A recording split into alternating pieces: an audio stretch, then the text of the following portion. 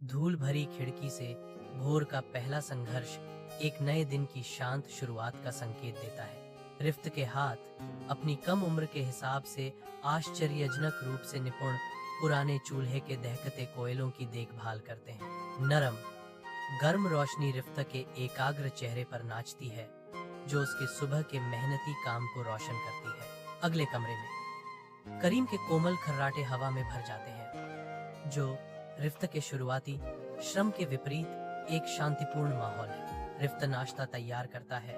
उसके विचार पहले से ही उसकी बहनों आयशा और जारा और उनकी जल्द ही इस्त्री की जाने वाली वर्दी पर है। हवा में एक मौन समर्पण छाया हुआ है।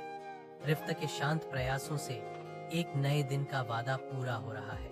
रिफत हलचल भरे बाजार में घूम रहा है। उसका छोटा सा शरीर थैलियों से लदा हुआ है, फिर भी ताजी सब्जियों के लिए मोल भाव करते हुए उसके चेहरे पर दृढ़ संकल्प है। बाद में उसका माथा एकाग्रता में सिकुड़ जाता है, क्योंकि वह कुशलता से एक टपकते नल को ठीक करता है।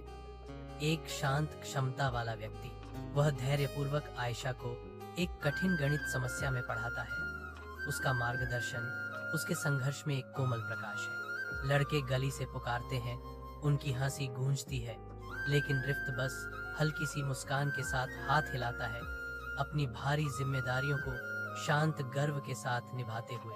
अपार्टमेंट में कटलरी की हल्की खड़खड़ाहट गूंज रही है। रिफ्त के खाने की मनमोहक सुगंध हवा में भर रही है, क्योंकि उसका परिवार रात के खाने के लिए इकट्ठा होता है।